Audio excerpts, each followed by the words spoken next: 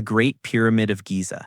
For centuries, the Great Pyramid of Giza has stood as a monument to an intelligence we still can't replicate. Rising from the desert floor with mathematical precision, it aligns almost perfectly with true north, a feat so exact that even modern surveyors struggle to match it. Each limestone block fits so tightly against the next that not even a razor blade can slip between them. But the deeper one looks, the more it begins to feel less like a tomb and more like a machine. The interior shafts, precisely angled toward specific stars, suggest advanced knowledge of precession thousands of years before it was officially discovered. The king's chamber is made from granite blocks weighing up to 80 tons, carried from a quarry hundreds of miles away, somehow lifted into place without cranes, steel tools, or wheel systems. Engineers have tried to recreate it and failed. The ancient Egyptians, we're told, used copper chisels and rope, yet even high-speed diamond drills today struggle to reproduce the same precision found inside those stone chambers. Its geometry mirrors the proportions of the Earth itself, the radius, the circumference, even the speed of light encoded in meters per second, if measured along the meridian line that crosses its apex. Was it coincidence? Or a language of mathematics left behind by a civilization whose science was later erased? When explorers first studied the pyramid's hidden passages in the 19th century, they reported evidence of resonant frequencies within its structure, as if it was designed to channel energy. Later research into the Giza power plant theory vanished from academic journals soon after publication. The official explanation stayed unchanged. It was a tomb, despite no mummies, no soot from torches, and no hieroglyphs of burial. Some blueprints discovered in French archives were reportedly classified by Egypt's Antiquities Authority. Others say the pyramid's inner design mirrors electromagnetic harmonics, a natural power system, not a mausoleum. If that's true, humanity may have inherited a power source, not a monument. But instead of learning from it, we built our world around ignorance, a civilization that could replicate nothing its ancestors achieved. Pumapunku. In the high plains of Bolivia lies a site that defies every rule of known construction, Pumapunku. Scattered across the Andean plateau are blocks of granite and diorite, so perfectly cut that they appear machine-made. Some weigh more than 100 tons, yet fit together like pieces of an interlocking 3D puzzle, with no mortar, no gaps, and angles accurate to fractions of a millimeter. When first examined under magnification, their edges were found to be sharper than what bronze or copper tools could produce. These stones were not chiseled, they were engineered. Every groove, every borehole, every geometric recess follows an invisible mathematical system, a code of symmetry and proportion. One block contains parallel drill holes identical in spacing and depth, as if created by a rotary tool with constant torque. But according to official timelines, the builders had no metal tools, no wheels, and no written language. To replicate even one of these cuts today requires diamond-tipped saws and industrial machinery. Modern engineers have tried and failed. Some researchers suggest an ancient form of stone-softening chemistry or even acoustic levitation, where sound frequency lifted and shaped rock molecules. Early explorers documented strange magnetic readings between the stones, as though the site itself once carried an energetic field. Those notes disappeared after the 1950s, when Bolivia's cultural ministry seized the excavation papers for preservation. The lead researcher never published again. Satellite imaging later revealed a precise geometric alignment between Pumapunku and other ancient sites, Giza, Easter Island, and Angkor, forming a global network of megalithic coordinates. Yet this data was quietly removed from academic databases, labeled statistical coincidence. If this structure truly encoded harmonic or magnetic technology, it could have powered communication or even transport across continents.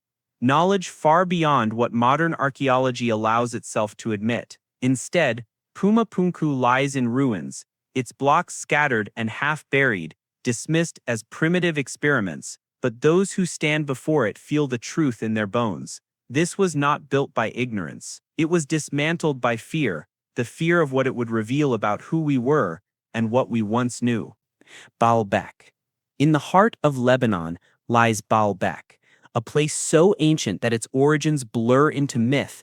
Among its colossal ruins stand the Trilithon stones, each weighing between 800 and 1,200 tons.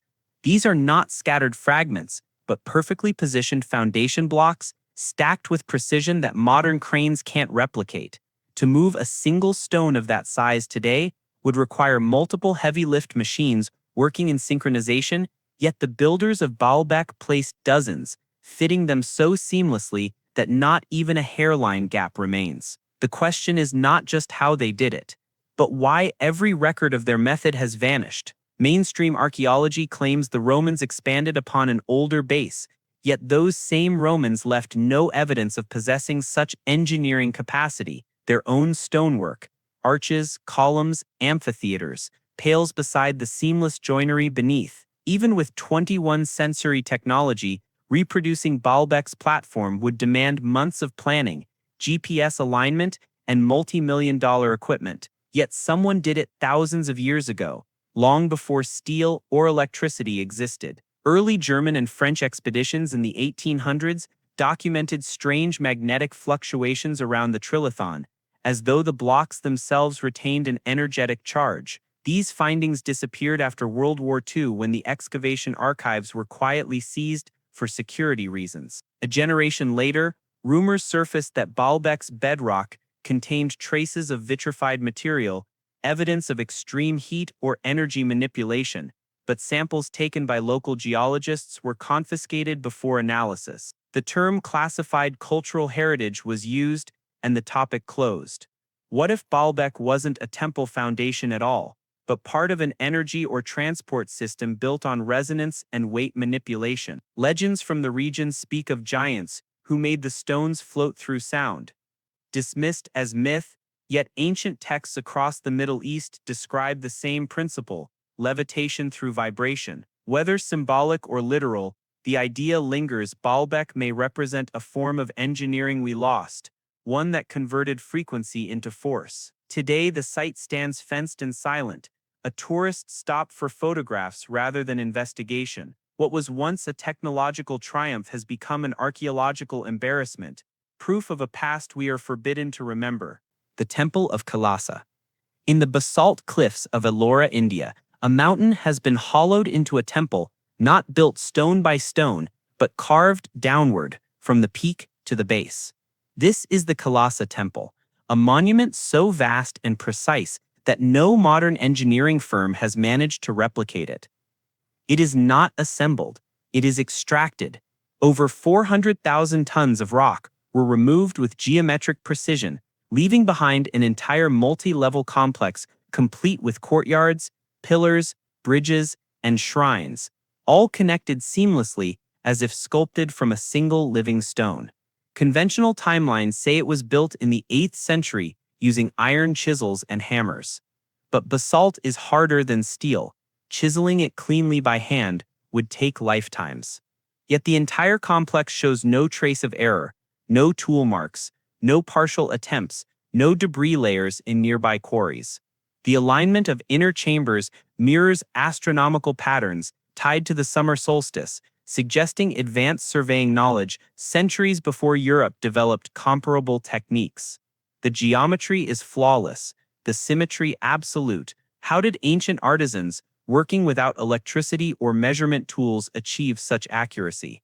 British colonial engineers in the 19th century tried to map the site and reported acoustic properties inside its sanctums that behaved like tuned resonance chambers, amplifying specific frequencies. Their studies vanished after being sent to London for review.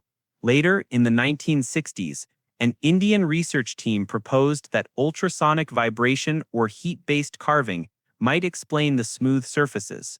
Their funding was withdrawn the following year. What remains in official archives are only photographs. No data, no samples, no blueprints. The Temple of Kailasa stands as more than architecture. It feels engineered. as if its builders understood sound, matter, and energy as one. A single miscalculation could have collapsed the entire structure, yet nothing in it suggests hesitation. The deeper truth is that no modern construction method can carve downward through solid rock on this scale without collapse. Whoever did this had mastery over stress distribution and vibration control, technologies we've only begun to rediscover. Today, the temple endures as a silent rebellion against time itself. It proves humanity once commanded knowledge, so advanced, it had to be buried beneath legend and labeled impossible. The Great Wall of Sacsayhuaman. Above the ancient city of Cusco, the ruins of Sacsayhuaman rise like a challenge to everything we think we know about stonework. Towering walls made of interlocking blocks, each weighing up to 300 tons, fit together with such precision that no mortar is needed. These stones are not uniform rectangles, but irregular, multi-angled shapes, locked so tightly that centuries of earthquakes couldn't shift them. Each block seems molded, not carved, as if softened before being fused into place. Modern engineers admit they cannot replicate this kind of construction with current tools, even using advanced 3D modeling and cranes. Archaeologists insist it was done with bronze chisels and manpower, but bronze can't scratch andesite. The official narrative collapses under its own weight. When Spanish chroniclers arrived in the 1500s, they recorded legends from Incan priests who said the walls were built by men who moved stones as if they were feathers. That phrase was dismissed as metaphor, yet early 20th century studies noted magnetic anomalies across the site, as though each stone retained a residual charge. Those records disappeared after the Peruvian government partnered with foreign geological firms. The official explanation was equipment calibration errors. The data was never published. In the 1970s, a small team attempted to reproduce a single joint of Sacsayhuaman using modern methods. After 3 months and thousands of dollars, they failed. The stones refused to align without fractures. When they examined the original walls again, they found not cracks, but microscopic fusion lines, almost as if the rock had been heat-treated or liquefied.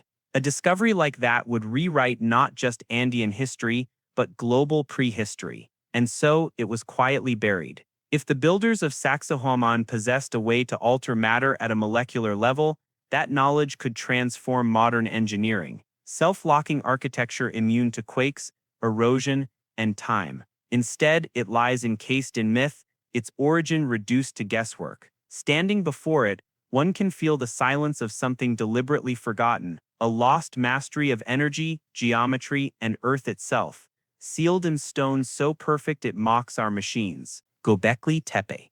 On a barren hilltop in southeastern Turkey, an ancient temple complex lies buried beneath layers of deliberate concealment.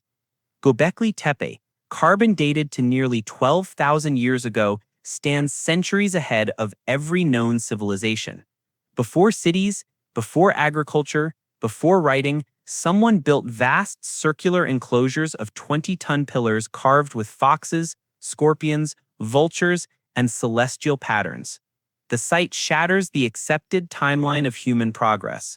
Yet instead of rewriting history, the discovery was quietly contained. Each T-shaped pillar is arranged with astronomical precision, aligned to constellations that would have appeared in the sky around 10,000 BCE. These alignments correspond not to myth, but to exact solstices, eclipses, and precession cycles. Whoever designed this structure understood the motion of stars before any known mathematical system existed. The surface carvings are not random art. They map the heavens as they were before recorded observation. Yet this knowledge, older than civilization itself, contradicts the entire foundation of modern archaeology. Excavation began in the 1990s, led by German archaeologist Klaus Schmidt. For a brief moment, the world glimpsed what might have been humanity's first cathedral, built by hunter-gatherers who, by all logic, should not have had the tools or manpower for such a feat. Then, suddenly the pace of discovery slowed.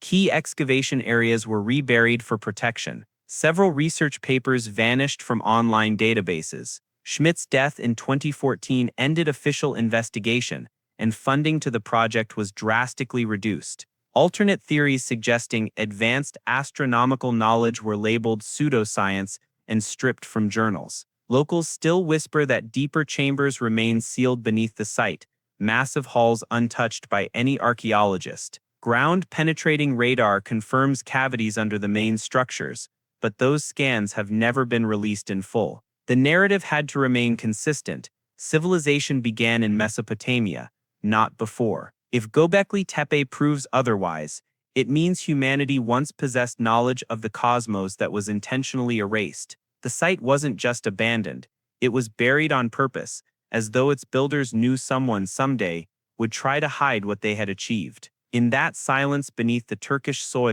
our true origin still sleeps, protected from a history written to forget it. Nan Madol, far out in the Pacific Ocean, off the island of Pohnpei in Micronesia, lie the silent ruins of Nan Madol, a city built entirely on the sea. Massive basalt columns, some weighing more than 50 tons, were stacked like black logs to form towering walls, courtyards, and canals. Over 90 artificial islets are interconnected by water passages, a floating stone metropolis that should not exist. No coral foundation, no concrete reinforcement, yet the structures stand after centuries of violent storms. Modern engineers still cannot explain how these pillars were moved, lifted, or balanced upon the shifting seabed. The stones are not local. They were quarried from volcanic cliffs miles inland and somehow transported across reefs and open water.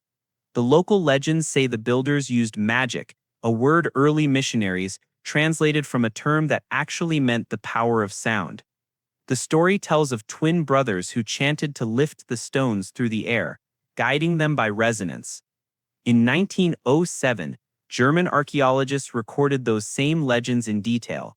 Their notebooks disappeared during the Second World War, along with the original photographs of the site. American naval surveys after the war detected strange magnetic distortions around certain basalt pillars, as if they were naturally aligned with the Earth's geomagnetic field.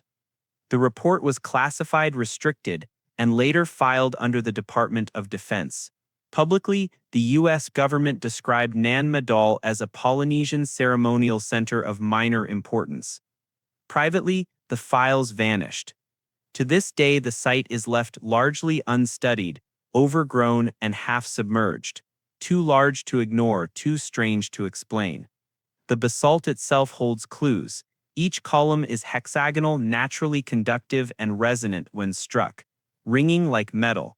If these were once tuned structures, the entire city may have functioned like a harmonic grid, channeling energy or stabilizing the sea floor. That possibility alone threatens centuries of accepted engineering history. A civilization on tiny islands, centuries before iron tools, may have mastered principles of magnetism and acoustic levitation that modern science still struggles to understand. Nan Madol was once called the Venice of the Pacific, but it may have been something far older, a forgotten laboratory of energy, resonance, and balance. Now it sleeps under salt and silence, erased by the very ocean it once defied. Yonaguni, off the southern coast of Japan, beneath the turquoise waters near Yonaguni Island, lies a structure that should not exist. A vast complex of terraces, steps, and geometric corridors carved into solid sandstone. It looks like a sunken city, complete with wide boulevards, symmetrical walls, and a towering pyramid that descends more than 20 meters into the sea. Discovered in 1986 by a local diver, the site was at first dismissed as a natural formation, but one glance at the right angles, sharp staircases, and smooth horizontal platforms reveals something deliberate. Nature does not carve like this. Marine geologists who studied Yonaguni found tool-like grooves and linear cuts impossible to attribute to erosion. The orientation of the main structure aligns precisely with ancient star constellations, the same alignments seen in Egypt and Peru. Sonar scans revealed smaller satellite structures around the central monument, forming a grid-like layout beneath the ocean floor. If it was once above water, it would date back more than 10,000 years, before the end of the last ice age, long before Japan officially existed. That alone rewrites history. In the late 1990s, Japanese researchers led by Professor Masaaki Kimura proposed that Yonaguni was part of a vast pre-Ice Age civilization lost to rising seas. Within months, his funding was cut, his access to sonar data revoked, and his university labeled the research unverified. International journals refused to publish his work. The mainstream explanation became natural sandstone erosion, yet divers continued to report the same anomalies: perfect 90-degree cuts, stone faces carved with precision, and passageways that seemed to follow architectural design. American oceanographic agencies quietly mapped the area in 2001 but never released their findings. Only fragments of sonar data were made public, heavily redacted. The official narrative: nothing man-made exists below those waters. But eyewitnesses describe something else entirely: an ancient metropolis frozen in time, its temples and stairways preserved beneath centuries of coral. If Yonaguni truly predates recorded civilization, it means humanity built complex cities during the last ice age and watched them drown. Perhaps that memory survived as the global flood myths found in nearly every culture. And perhaps that is why the truth about Yonaguni must stay buried, because proving it would expose how little of our past remains above water. The Longyou Caves. Hidden beneath the rolling hills of Zhejiang Province, China, lie 24 vast chambers carved directly into solid sandstone, known today as the Longyou Caves.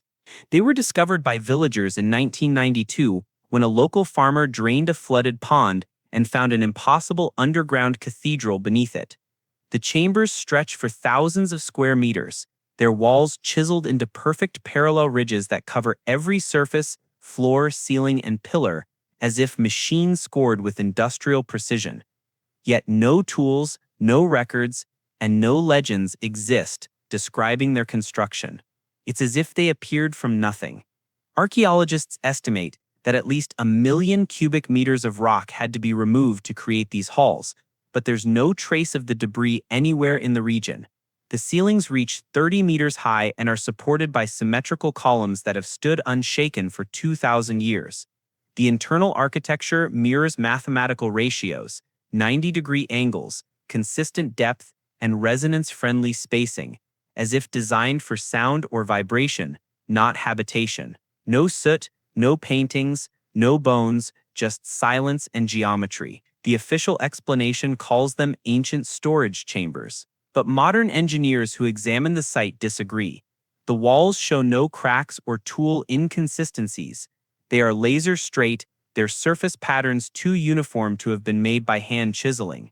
When Chinese scientists attempted to date them, they found no organic remains to analyze, suggesting the builders left nothing behind, not even dust. In 1996, a government-funded study team collected high-resolution scans, but the report was sealed by the Ministry of Culture, labeled culturally sensitive. The data has never been released. A few scholars suggested the caves could have functioned as an acoustic system, each chamber tuned to different frequencies. Tests with modern instruments revealed harmonic amplification inside, sound waves that loop and multiply. When that finding surfaced online, the post was removed within days. Whatever the purpose of Longyou, it was not storage. It was science. Standing inside those halls today feels like entering an alien mind, vast, ordered, and deliberate. Every groove seems to hum with forgotten logic.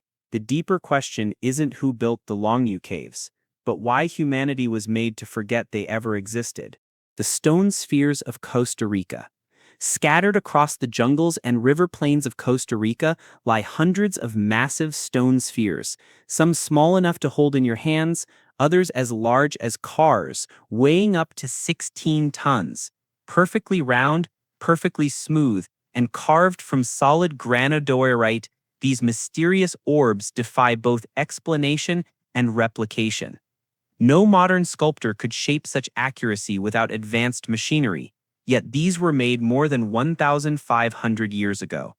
Their precision is extraordinary. Deviations from perfect sphericity measure less than a millimeter. But the greater mystery is why they were made and how so many ended up buried or destroyed. When American fruit companies began clearing the jungles in the 1930s, They unearthed dozens of these spheres arranged in geometric formations, triangles, lines, and even constellations. Workers reported hundreds more scattered across riverbanks and hilltops.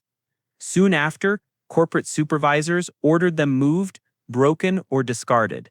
Many were dynamited for the gold rumored to be inside. Others were quietly shipped overseas. In 1948, the Smithsonian Institution took a large number for study. They were never returned, and no findings were published. Those who documented the original site noticed alignments that matched stellar constellations, Orion, the Pleiades, and the Milky Way. The patterns stretched for miles, forming what appeared to be an ancient map system, perhaps a geodetic network across the Americas. But after Costa Rica's revolution that same year, excavation was halted. The National Museum sealed its archives, and most of the spheres disappeared from public record. Only sanitized reports remained, describing them as symbolic tribal art. Recent satellite imaging has confirmed what early researchers suspected: the original alignments could chart both equinox positions and magnetic north shifts over time. Whoever carved these spheres understood astronomy, magnetism, and measurement on a global scale. If rediscovered today, their true purpose might link to Earth's forgotten energy grids. The same geometric system echoed in Giza, Stonehenge, and Machu Picchu. Yet what we have left are museum relics, stripped of context. The rest lie half-buried, their purpose silenced beneath plantation soil and academic dismissal. They represent the last whisper of a global intelligence that predated our history, a language of geometry that once spanned continents, erased before we ever learned to read it.